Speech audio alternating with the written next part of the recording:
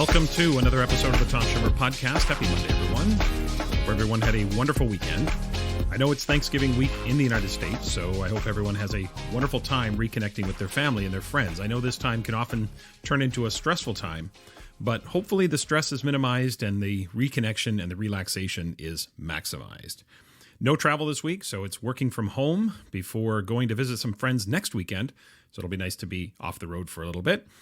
A reminder that next week is the Grading from the Inside Out 2-day training in Minneapolis, Minnesota. That'll be December 1st and 2nd. There's a link in the show notes for that, and there is still time to register, so if you're interested in that event, come join us in Minneapolis. Okay, thanks for tuning in again this week. A big welcome to any new listeners joining for the first time, and a big thank you, of course, to longtime listeners. I appreciate all of you. This week, my guest is Genein Letford. Genein is the author of the book 7 Gems of Intercultural Creativity, so that is the focus of our conversation today. And in Assessment Corner, I'm going to share with you an idea of how we might be able to personalize semester or final exams. So that's today's plan. Let's get to it.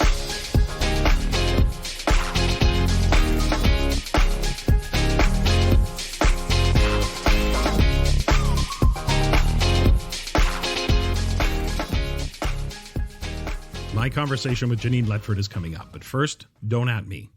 But I want to open this week by reminding you that when it comes to professional learning, you get what you give. The relationships educators have with professional development are sometimes quite interesting, I have to say. As someone who conducts PD multiple times on literally a weekly basis, I see all sorts of reactions to PD. Now, the obvious answer, of course, is that some of those reactions may be to me. I get that. Or they may be the topic, right? Because you go to any high school and you start talking grading reform, and you're bound to get the skepticism and the cynicism and the arm folding and the looking over my reading glasses to project wisdom kinds of reactions. I know that. I get that. I know there are people out there who facilitate more engaging workshops than me, and I know I do it better than others. I'm somewhere in the middle because I think most of us lie somewhere in the middle, right? There's always someone doing it better, always someone doing it worse. So some of the reactions I see, of course, could be me, the topic, or maybe both. I'm totally comfortable with the idea that I'm not everyone's favorite, and I totally get that. I just don't want you thinking that what I'm about to say is some personal vent against something that happened to me acutely, because it's not. It's just an observation I've made over the course of my career, especially as a full-time speaker and a consultant for the past 12 years, but even many more years prior to that when I was still employed by a school district. Now, many, and I would probably say the vast majority of educators see professional development as an opportunity to dig deeper, to hone their skills, to learn something new, to be reflective, and to drive themselves toward excellence. I'd say that's probably the majority of educators. But some look at PD as a bit of downtime. As in, listen, Tom, don't get too heavy on me here, as I'm taking a bit of a mental break from the grueling nature of the job. And I get that. Look, the job can be grueling at times. I totally get that. But maybe that's not the greatest mindset to go into PD with, right? Now, still others, they'll sit back and want to be entertained, which is, I guess, kind of ironic because of how many educators I've heard over the years express their frustration over the fact that their students seem to check out the minute they're not being entertained. It's actually quite stunning to me at times how a few educators, and again, I'm not saying most, I'm not even saying many, so don't get it twisted here, how a few educators almost seem to mimic the behaviors they lament from their students when they're in a PD session. It's very interesting and quite ironic the way they act. And still, there are others who look at PD as a kind of checklist of topics to cover over the course of their careers, right? So they'll say things like, oh, assessment again? Didn't we do assessment last year? It's so funny to me how at times, we can listen to the same song from our teenage years and gloriously sing along to the lyrics over and over again, but God forbid you hear the same thing in a PD session twice.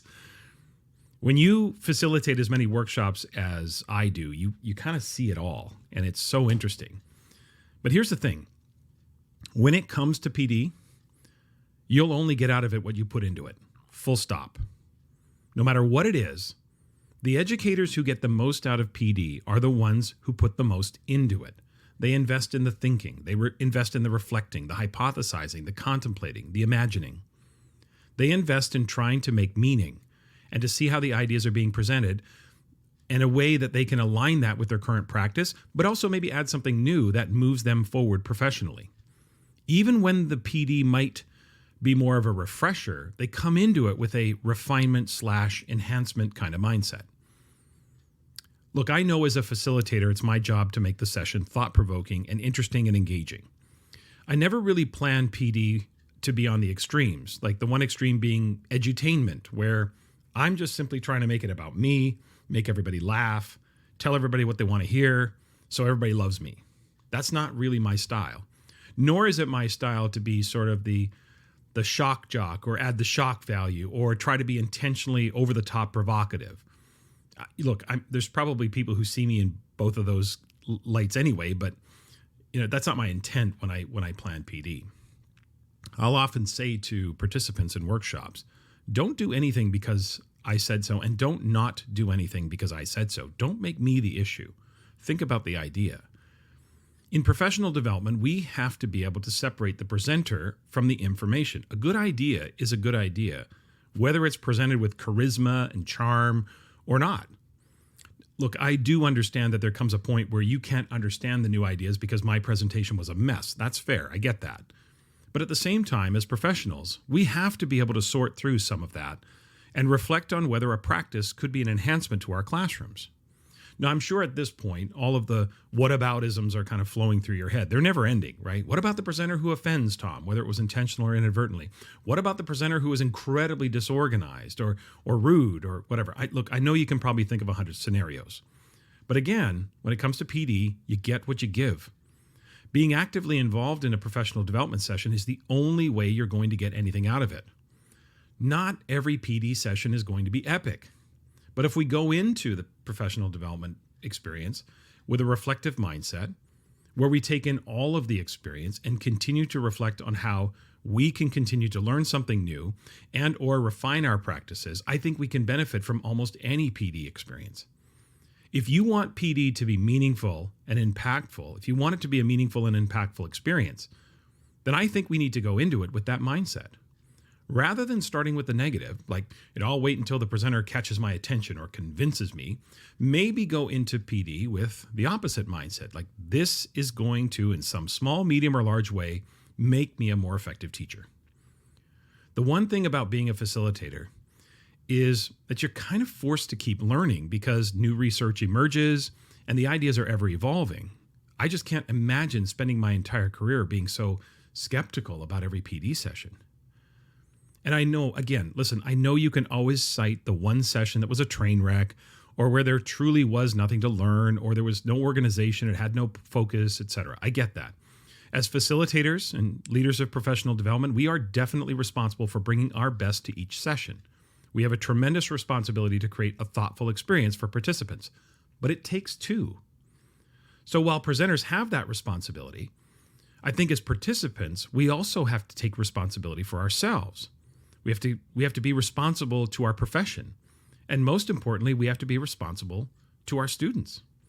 To enter any professional learning experience with a level of openness and optimism and curiosity that has us actively seeking a meaningful and reflective experience. When it comes to professional learning, never forget, you get what you give.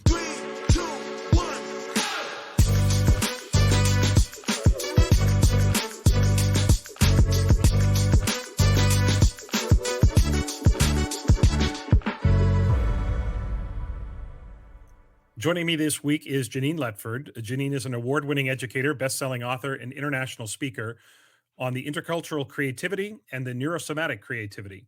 As a TEDx speaker and top neurocreativity trainer, she's inspired many educators to be aware of their brain's influences on their cultural lenses, their creative abilities to produce innovative ideas for their classrooms and for their workspaces. She is the founder and chief creative officer of Caffe Strategies, which trains administrators, educators, and employees to unleash their intercultural creativity for themselves and in their classroom. Genein is also the author of the book 7 Gems of Intercultural Creativity, and that is going to be the focus of our conversation today. So, Genein, I want to welcome you to the podcast. Thank you for having me. Excited to be here. Yeah, great to have you. Thanks for taking the time to be here. I have to say I love the book. Really enjoyed it and really got me thinking about a number of things. And I can't wait to sort of get into it and dig into it. But before we do that, Genein, could you just, I gave people some of the highlights of where you are now in your career, but could you talk a little bit about your journey the rundown of your career. Where did you begin? And what led you to be where you are today? Yes, I am an educator by heart, by trade. I taught 15 years in at K-5 elementary ed, and I ran a nonprofit for sixth grade through 12th grade. And I also taught at the university level for teachers getting their masters. And I've done some board work with donorshoes.org. So I got a really interesting perspective of the entire pipeline from 4 years old all the way to like 64 years old. And that's what really projected me into the work that I'm doing. And now I left the classroom about 2019, about 6 months before the pandemic hit, not knowing what was around the corner. But just on this journey and this advocacy for creative thinking and making sure that our students, but also our adults who are still in the workforce, have a position to think creatively. What does that look on the cognitive level, the neuroscience level, and the cultural connection level? But when I saw that there was a huge influence on creative thinking from the cultural just powers around, right? The invisible powers that be. That's when I really looked into the research of something that I'm naming called intercultural creativity. And that's the work that you see today. Yeah, fantastic. I like I said, I love the book, and you mentioned early on in the book that yeah, I can't imagine leaving your job and quitting your job and starting something new in 2019. That must have been It who was a knew fake what walk. we all didn't know what was around the corner at that Mhm. time. So it must have been a stressful time for you for sure. So early on in the book, you said that you talk about while you were researching diversity and inclusion, you realized that the cognitive skills needed to develop intercultural competence were the exact same skills that are needed for creative thinking.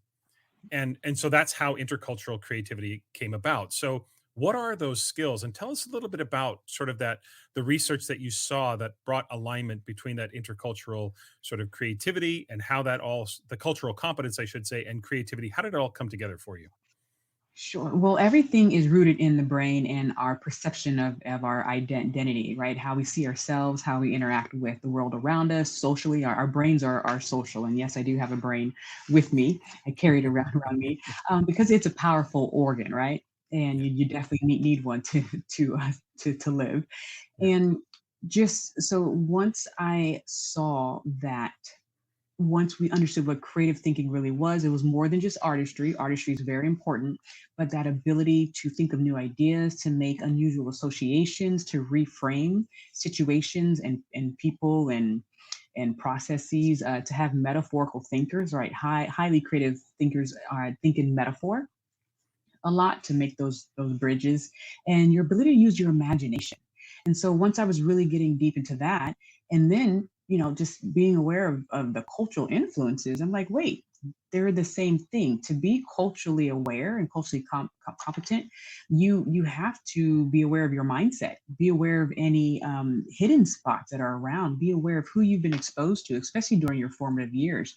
You have to have empathy, which is for both of them, which is the second gem. The third one, observation, right? Mhm. In order to be highly creative, you have to be observant. But in order to have cultural awareness, you have to be observant on with all your senses, including your intuition and just your ability to see beyond the surface, right? And that's a skill that you can improve. The next gem is cultural curiosity. If they say if creativity is a driver of innovation, curiosity is a driver of creativity. But Mhm. to be culturally aware, you have to be curious. You have to want to seek out people's different lived experiences to see how other people are experiencing the same thing that you are from a different vantage point. The next one is perspective shifting, based off the work of Dr. Michael Platt out of the Wharton Neuroscience Initiative. We looked at perspective shifting creatively, your ability to shift around a perspective using your imagination, right? But to be culturally competent, to be able to connect with people from different lived experiences, you have to shift perspective, right? And you use your imagination in order to do that as well. And then we have authentic adaptation, and then being a bridge, being that boundary spanner, being that person that can navigate through different cultures and different social groups with ease. They're able to adjust and adapt when need be. It's such a fascinating concept that I think, certainly eluded me. I would have never connected the dots between cultural competence and creativity, but yet as you laid it out just now, but also in the book, you lay it out so clearly that these ways of thinking, these mindsets, these dispositions really do align and overlap in such a significant way that allows us to see things from a different perspective, for example, or to empathize with others and really come to a real understanding. So let's dig in a little bit to some of the topics. One of the things that caught my attention, of course, in the book as well, is that you said creativity is a choice. Now, I think a lot of people out there are probably going to push back on that and say, Janine, I've got evidence to the contrary. I'm not very creative at all. They might assert that, and I think that students in schools are actually very susceptible to that mindset, because being creative, especially in a school setting as an adolescent or a child, you put yourself in a vulnerable position, one way or the other. So I also think a lot of teachers don't think they're creative in the sense of what they do. I don't agree with them, but the whole notion that creativity is a choice, I think, is foreign to a lot of people. So, how can we get ourselves and our students out of that mindset and really that limiting belief and really choose to be creative? How can we turn that around and see that creativity is truly a choice? Such a powerful concept, and we can do the whole podcast just on this question alone. But we first have to define well, right? Language is powerful. Words are powerful. So that's once I redefine creativity more than just artistry. So a lot of people think they're not creative because they can't sing like Whitney Houston or dance like Justin Timberlake. So they're saying this out loud, and whatever you say out loud, especially over and over again, your subconscious is recording. And when life needs you to be creative, like what the pandemic put us in, where we had to think of new ways of processing information and operating. If you've been saying to yourself, I'm not creative, guess what's going to happen, with your brain? Your brain's like, okay, well, we can't do anything because we're not creative. And so shifting that. We also want to look at the fact that we have actually researched that children come to us, right? 98% at high creative genius thinking levels, right? And once they leave 12th grade, and definitely by the time they enter their 30s, only 2% of the population has held on to that creative thinking genius level ability. So we have to ask ourselves why. And so understanding what may be stripping the creative juices and processes from our children without us even really knowing it is key. So are we allowing for divergent thinking, or does everyone need to converge to one answer in order to be rewarded? Do we allow for imagination time, something that Dr. Michael Platt calls your innovation network, right? It's something called the default mode network. You turn it on when you're not really doing anything. We call it daydreaming. So now if you see someone daydreaming, I do this with my son. I just give him time because he's thinking creatively in his mind as he's staring off in the window. So the brain is actually working hard during that daydreaming time, even though we think they're not engaged. And so building classrooms that understand what creative thinking actually looks like, and then shaping the curriculum around that is key. But understanding what it looks like is the first step. So what people Yeah. can do is allow time for thinking, allow time for breaks, understand that the brain needs breaks. I believe that's coming more into our curriculum now, as we have more of a neural awareness of what's going on in our students' brains. Another thing is something that Dr. David Eagleman calls bending, breaking, and blending, right? And the creative route is along those lines. So are we allowing the kids to kind of take the curriculum or take the content and bend it in a cool way, do something weird with it, or break it in a cool way, just move different parts of the content or reassemble things in a cool way to answer the problems that their life is being presented with. A lot of times we have them go through the content, memorize it, and then regurgitate it on a test. But I'm asking education to have a part of the unit be, okay, here's what we learned. Now, how can you take this information and create something that's going to move, your problems or society's problems, or something that you see that there's a need to answer forward. That's that creative aspect of bending, breaking, and blending the curriculum in a useful way for the child. Yeah, I absolutely love the emphasis on creative thinking. It, 15 years ago, I remember my school jurisdiction was talking about 21st century skills and the idea of critical thinking, creativity, and the immediate question from so many teachers was, was how do I assess creativity?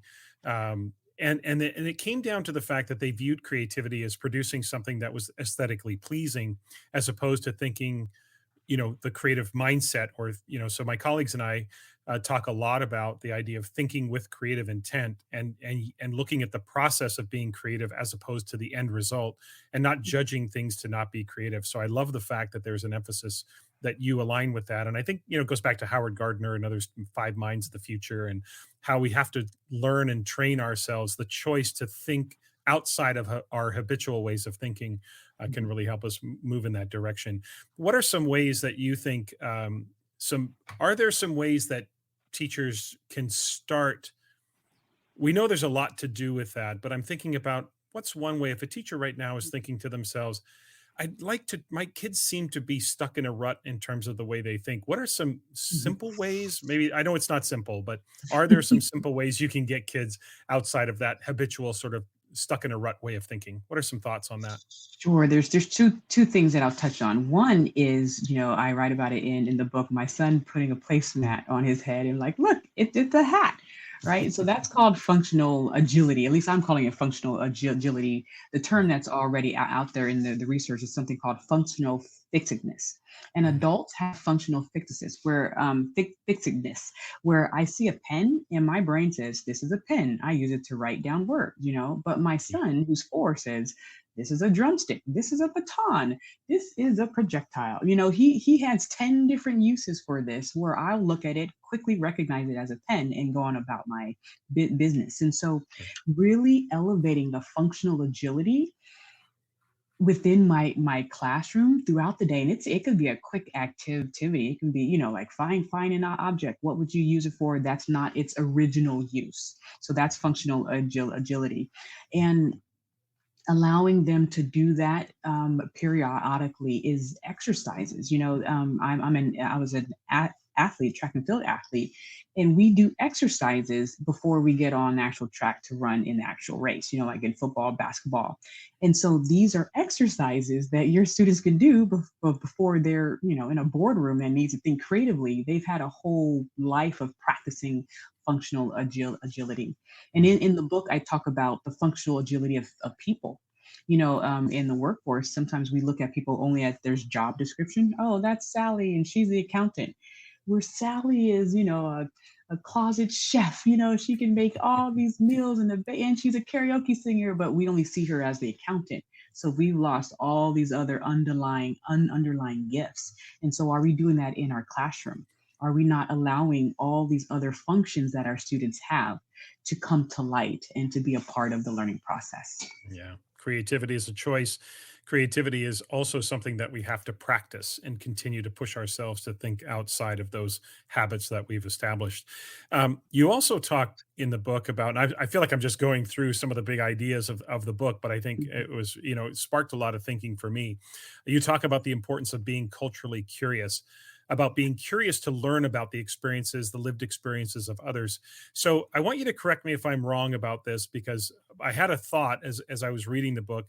Would I be right to say that, when you think about something like cultural awareness, that's more passive? That's me just being aware of Mhm. cultures, while being culturally curious would have me be more active in seeking out an understanding of cultures, that I'm actively seeking to learn the experiences of others through the lens of their cultural experience. So how do we do that? How do we, and I guess there comes a point where our curiosity can become annoying, or inadvertently offensive. We don't want to cross that line. So how do we do that? What are some simple ways that we can show that build that curiosity within ourselves, and then how does that link to creativity? So the idea of being culturally curious, is it the idea of curiosity that links to creativity? So talk us through some of that. Yes, there's a lot there. So you are right about being mindful, right? Yeah. And being sensitive, because there are situations where maybe one person of this identification is the only person in the group, and they'll be curious, and everyone's asking them tons of questions. So Right. there's other avenues. Now, if you have a close enough relationship with that person, then you can make that judgment call. But it's really going back to our ability to self-teach and self-learn and understanding where other sources of information are. And so, I just spoke with a representative at CAAA, which is the Creative Artists Agency, and they have a town hall about some of the anti-Semitism and racism issues going on right now. But when they do their town hall, they have a whole list of resources for people to go watch TED Talks, people to go read books, people to go check out articles, people to go look at interviews from people sharing their lived experiences. So you don't all have to go to this one person at your job who has that identification. Um, and we shouldn't, unless you have that level of relationship with that person. But I believe that's a skill that every child needs, right? Yeah. Knowing that the teacher is not the one source of information.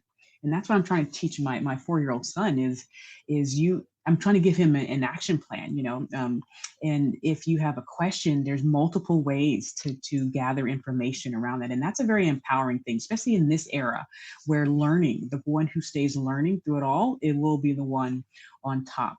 And another thing that I do that we actually have research on is travel. Travel, Hmm. as you can tell, big part of people who travel, especially during their formative years. Yeah. The formative years are so critical because the algorithms of the brain are being structured during that time that will be run for the rest of the life, unless there's some big interventions going on.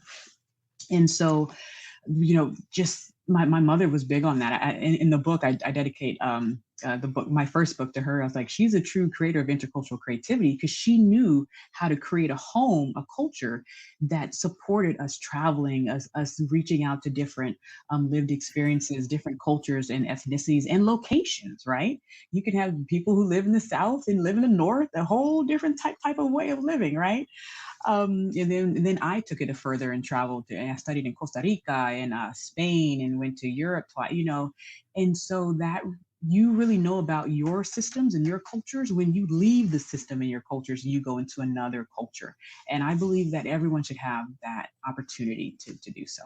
Yeah, if you can travel, certainly. Listeners know that I just returned from work over in Vienna, and was my first international trip since February of 2020.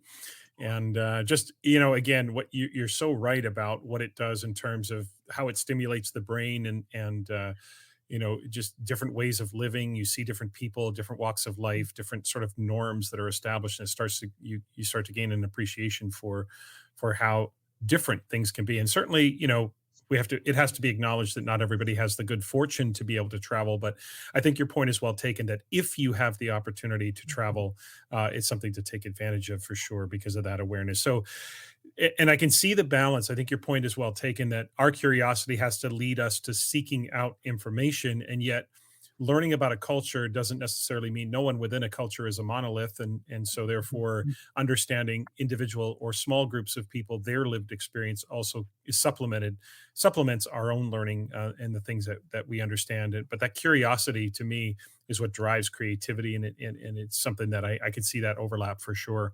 Mhm. The other, chapter 7, this one really aligns with so much of my thinking, our thinking, my colleagues, on authentic adaptation.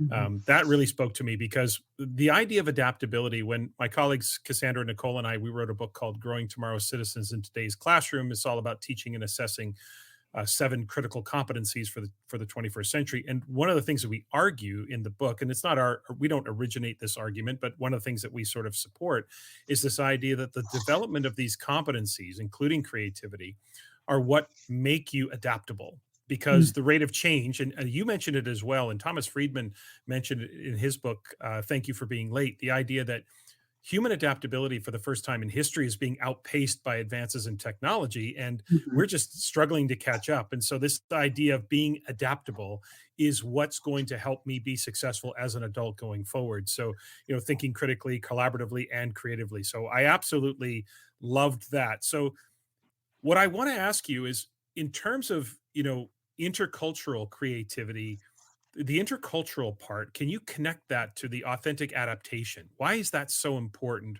from that cultural perspective as well as the creative perspective? Sure. Well, the reason why I say authentic is because you have to know your core Right. values, and Of so course. we have different demographics within us, and Mhm. psychographics, and so our intercultural creativity internally is something that people need to journey through their self awareness. So there's that aspect, but also understanding that your ability to perspective shift, that's why adaptation is number 6, because it sits on all the other gems, right? Be Right, observant, right, be empathetic.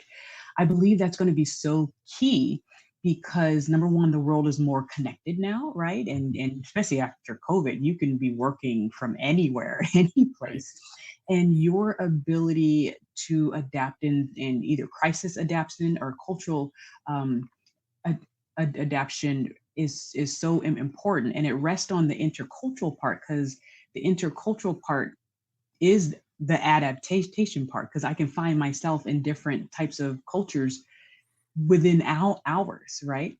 And right. so number one, not to lose your north star, and that's why I have the authentic part, to know what your values are, and there's certain lines that I won't cross. But even ethnically, when I go travel into different nations, I'm observant to how they're doing. I'm observant to power layouts, right? I'm observant. Like we went to Japan, and we're like, there's no trash cans around here, but everything was neat. And then I was looking out the window, and it's like everyone was in white shirts and dark pants. I was like, that's interesting. Maybe one person would come out with a pink shirt, but everyone was in light shirts and dark pants. And it was just like, just my observation of things. And in Japan, people bow to greet one another, and I started doing the things too, because that's what I felt comfortable doing, and that I was in their culture, and I wanted to connect as well. And so just being observant and mindful about the different, like you said, the different norms that you're going in and out is just an important key. And it adds to my creativity, because it forces me to shift frames, right? And frames are a big thing. Frames are like your schemas, like what you expect to happen in a certain situation, like walking in an elevator. Normally people don't face the wall, they turn around and face the door, right? But if someone did jumping jacks in the elevator, that would be odd to you, because it's out of your frame of what happens in an elevator. So when I'm adapting in different social and cultural situations, my frames are automatically being shifted. So it's forcing me to think even more creatively, because I don't have set frames in these Right. typical scenarios. As you were responding there, you made me think of the concept of code switching, Mm. and I want to ask, just from your perspective, is there a difference? And if so, what is the difference between being adaptable Hmm. and the concept of code? Because I think code switching is often seen as a negative, or at least it's cast as Hmm. a negative. Yeah. So how do you make the distinction between those two? Yes, and then that's a long conversation as well. People have their different positions Right. on it. Yeah. I've dealt with it, and my mother and people in my family just going in and out of cultures, and Right. and I do appreciate the question. I do differentiate them, and that's why, once again, I put authentic adaptation. And Right. so in my examples, I use the fact that I teach elementary school. I teach very young children, but now I'm in corporate, and I teach adults in C-suite and people who lead multi-million-dollar companies, and Mhm. I teach in the education and the academia, and I'm in the beauty industry. How I ended up in the beauty industry, I have no clue. And then you saw me do a keynote in education. So Yeah. my ability to authentically adapt is key. Now, when I'm with CEOs, guess what? I still have Legos and Play-Doh. That's authentically me. Mhm. I'm not gonna, and I felt like, oh, do I have to stand there and lecture for 2 hours? That's not me, because I would never do that with my kindergartners. But I understand who's in front of me. I understand who I'm around, and I understand what's the way that I can connect with them. It's going to be different in an elementary classroom than in the boardroom at a large nonprofit, but I'm still authentically me. And so when I think of code switching, and some people have different positions. Some people I think of people ashamed to be authentically them, so they feel that they have to be someone else and speak exactly like someone else. And so Mhm. that's how I can construe that. Mhm.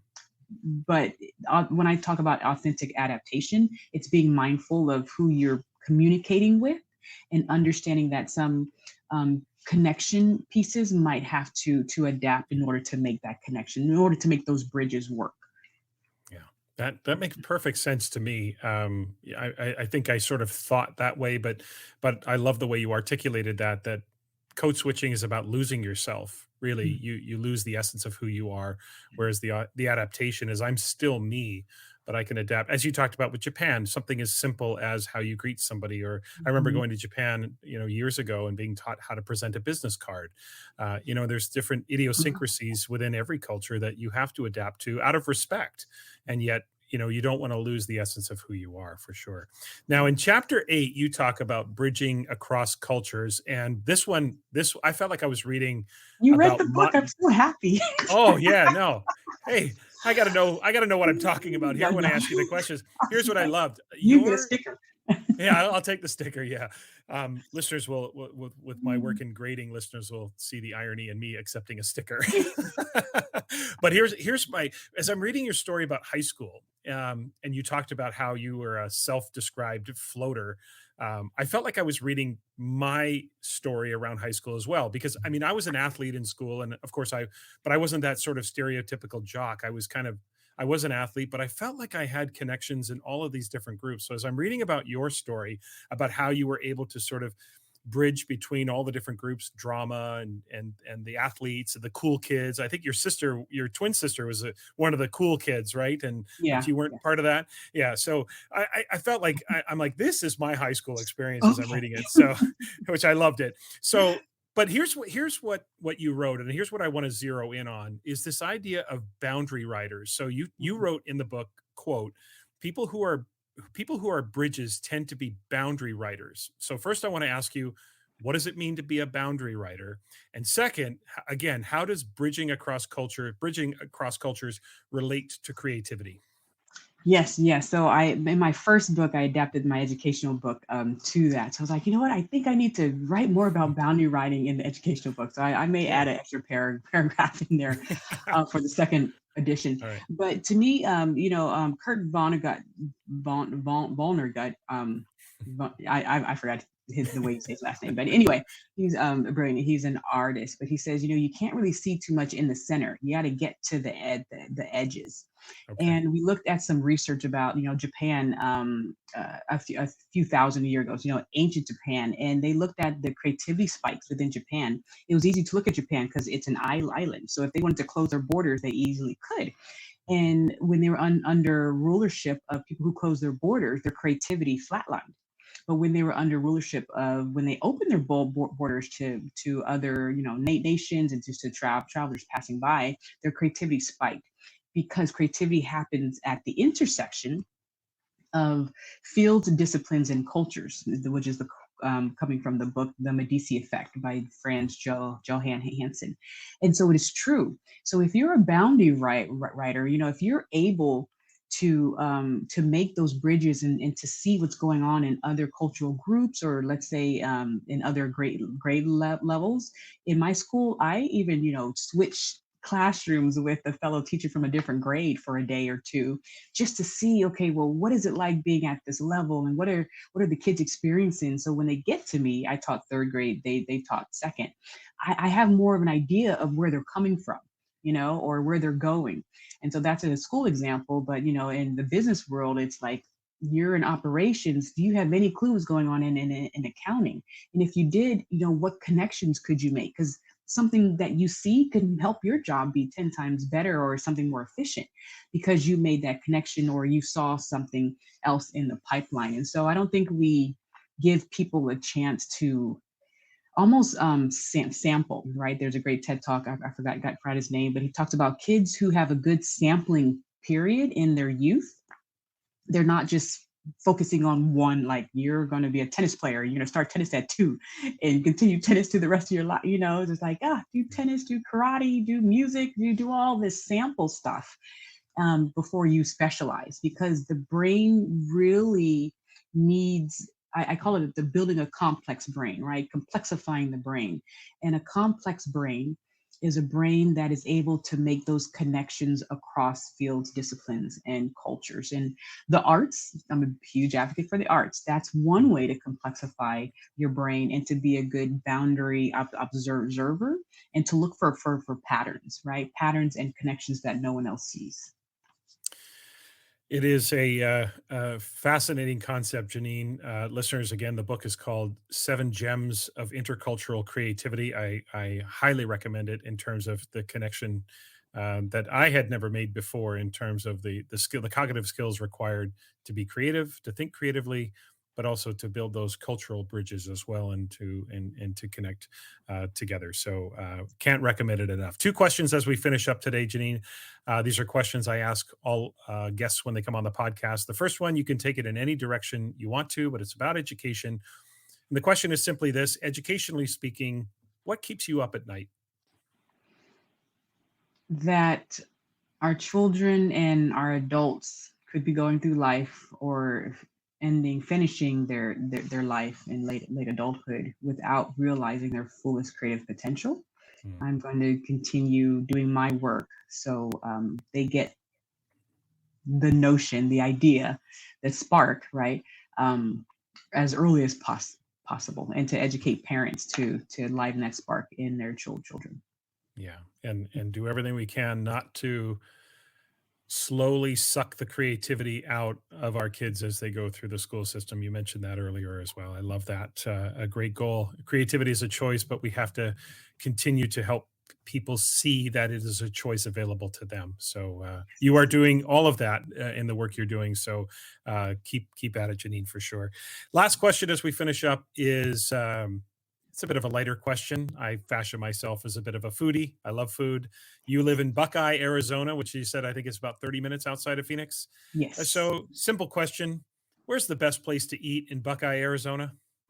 I would say Culver's. I've never experienced Culver's until I came to Buckeye, but they Okay. have a butter burger. May not be the healthiest choice, but hey, if you're gonna have one cheat, might as well be a butter burger from Culver's. Well, I did not ask you for a healthy choice, Genein. I asked you Okay. for the best thing to eat. So, okay, tell us a little bit more about the butter burger. That just sounds epic. Yeah, it's a burger with butter. It's just like on the bun? Okay. All right. Now I gotta Well, go then have one to now we're gonna, yeah, experience, that's right. Just to which is a re-experience creative it for sure. act. Food There you is go. can be a creative act as well. So Absolutely can, for sure. Listeners, you can and you should follow Genein. The handles on Twitter and Instagram are at Genein Letford. Genein is also on LinkedIn and Facebook. And of course, I'll have links in the show notes for all of those social media platforms. The website is www.caffestrategies.com. And Genein, we didn't talk about the podcast, the Caffe Strategies podcast. Do you want to give a little plug for that and tell listeners how they can, what's the podcast about, and where can they find it? I'm assuming it's on all the platforms, but tell us a little bit about the podcast. sure, and it's on my platform, CAFFE strategies.com, but it's Yep. called Create and Grow. Formerly Create and Grow Rich, Oh, okay. but Create and Grow, and we just have guests on showing what creativity looks like in different fields. We have a lot of neuroscientists on, so Dr. Michael Platt over at the Wharton Business School, and Dr. Allison Heusmeister from USC, who's a doctorate of curiosity, and so we just have some great perspectives of looking at creativity in all fields and in all levels of life. Okay. So Create and Grow is the podcast. And listeners, you should check that out for sure. Genein, really, really appreciate you taking the time. Fascinating conversation, fascinating concept. Really appreciate you being here. Thanks for doing this. Thanks for having me, and go shine bright and be creative. This podcast is a proud member of the Teach Better Podcast Network. Better today, better tomorrow, and the podcast to get you there. You can find out more at teachbetter.com/podcast. Now let's get back to the episode. In Assessment Corner this week, I want to share with you an idea I shared with a couple of high school subject-based teams this past week about how we might be able to personalize semester exams or final exams. Now, let me get a few things out of the way first, okay? One, this is not an endorsement of exams, okay? This is a response to a school that has them, and we were contemplating what could be done to sort of reimagine them. Two, we did not go down the road of a logistical overhaul. Create 3-hour periods of time, change the schedule, create a different rotation. This was all about working within the system they had established. And three, the school has 1-hour-long periods for their semester exams, and we worked within that constraint. Okay, I'm saying all of this because while I'm sharing the idea, some of you may start to think, well, why do we need exams in the first place? And we need, I get that. And all that goes along with reimagining what the so-called final exam is all about. Okay, so I totally understand that. But I want to sort of share the idea of trying to work with the school instead of constantly arguing with them or contemplating on the edges, if you will. That's easy to do on social media. But when you're working with a school and they're at a certain place, you have to meet them where they are and begin to help them think differently about their current constructs. Maybe down the road, they'll reimagine their exams altogether, but we're working within that constraint. Okay, so here's the nature of the conversation. Given the 1-hour time block, we all agreed that covering the entire semester in 1 hour would be nearly impossible, if not completely impossible. Even with an onslaught of multiple choice questions, there's no way that you can get through an entire course, cover one semester in 1 hour. So I proposed an idea to them that could be a way to personalize the exam experience. And I wanted to share it with you because I actually think it has some potential. So here goes. Let's imagine, and we're going to deal with a hypothetical, okay? Let's imagine that your class has 10 high priority standards or say 8 strands or however you might organize the learning or how your standards are organized, okay? But let's just go with the idea of having 10 high priority standards. You get toward the end of the semester, and 2 weeks before the exam period, each student, in consultation with their teacher, chooses the 2 high priority standards that they need the most attention with, right? These are the ones with maybe the lowest grades or the poorest results or whatever. Now, why 2? 2, because they have an hour. We hypothesized that in 30 minutes, teachers could create 2 to 4 sophisticated questions or substantive prompts where students would have to give some, substantive answers in terms of how they present their demonstrations of learning. We're not going down the road of multiple choice. We're not doing the multiple choice thing here, okay? These are substantive questions that elicit potentially sophisticated evidence of learning. And I also thought that the 2 to 4 questions could be created in advance. So imagine we have 2 to 4 prompts, again, depending on how sophisticated they are. It could be 3, could be 5, but you understand you got a 30-minute time restraint. You got 2 to 4 prompts created for the 10 high priority standards. So one student, let's call her Chelsea, okay? Chelsea examines her results of the semester and thinks to herself, okay, standards 6 and 8 are the ones she needs to improve upon. So Chelsea's exam will be the prompts that have been created for those 2 high priority standards. But then there's another student, let's call him Javier. Javier needs to improve on standards 1 and 5. So that's Javier's exam, right? And then there's Alex. Alex needs to improve on standards 8 and 9. Right? That's Alex's exam. So each student would have an exam that was tailored to them, to what they need to improve upon in terms of their learning. Like this is how they're going to be able to improve their grades. And now I know some people are probably thinking right now, but we shouldn't be focusing on grades, Tom. It should be all about the learning. Yep, got it. Totally get it. But those can be one and the same. I mean, sure, you've heard me say this before. When getting a higher grade is synonymous with doing more learning, then we don't have to keep fighting this fight. I'm trying to live in reality here, okay? I mean, try looking at a high school student and their family right now. Look them in the eye and tell them, when they know that grades are the primary mechanism for which they are granted acceptance into college and university, look them in the eye and tell them, it's not about your grades, it's about the learning. You're going to lose a lot of credibility with them rather quickly. Now, I'm open to the larger conversation. In fact, I'm a big advocate of changing grading systems and all the ways that we report. Totally, right? But again, I'm trying to deal with the now and the acute situation, right? Instead of being so adamant about that, how about just be pro, accurate, meaningful grades? And then that's going to get you a lot of traction with them in the short term. We may have some long-term projects that we can overhaul. Love it, all about it. But as far as the short term is concerned, you're going to lose credibility with people if you look them in the eye and say it's not about their grades, especially high school kids that know that's the mechanism for getting into college. Okay, so back to the exams. I asked the teachers, what do you think of that idea? What first comes to mind? And the first comment that came to mind was, well, the students couldn't cheat off each other, which I thought was kind of funny. I mean, it's a little cynical for me, but we all had a bit of a laugh there. However, there might be a little bit of merit to that, right? Because if Chelsea and Javier and Alex are all seated beside one another, not one of their exams would be the same. So really, they actually couldn't copy off each other. I think this could be a great way to, maybe in the short term, rebrand exams. Instead of here's one more hurdle, it's here's one more way to help you, since the exam is literally tailored to your needs. It's personalized. Now, the 2 weeks in advance, that timeline, or 1 week or whatever you deem appropriate, allows then for focused review, in-class mini lessons tailored to each of the 10 high priority standards, and it also allows you to put the exams together within a reasonable time. Right, you'd have to consider the logistics of this idea and how it would all be put together. You couldn't put it together the next day. I mean, I guess you could, but it'd be a lot of work. The prompts need to be created well in advance. That's going to help too. So you'd have them all ready. You'd have them ready to go. They'd be in a bank, and you would just sort of piece them together as the students identify their needs. Now, if your exam period were 90 minutes or 2 hours, then I suppose you could either expand the number of prompts or expand the number of standards. So maybe if it's 90 minutes, you go with 3 high priority standards. If it's 2 hours, maybe you go with 4 high priority standards. There's a lot of different iterations there.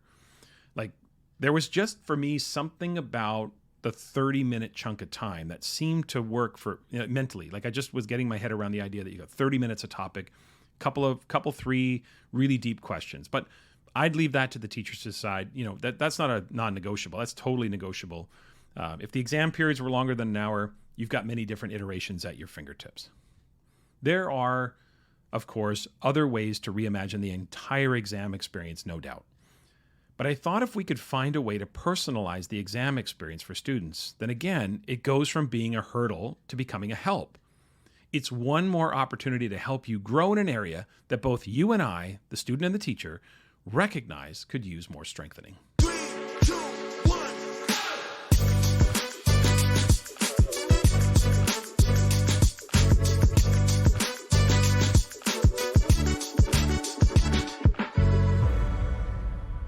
Okay, that's it for this week. Remember to follow the podcast on Twitter, Instagram, Facebook, YouTube, and TikTok. Also, please email the podcast, tomschimmerpod@gmail.com, if you've got questions for Assessment Corner or any suggestions or feedback for me about the podcast. And a reminder to check the show notes for the link for the Grading from the Inside Out 2-day training that's happening next week in Minneapolis. Still time to register for that.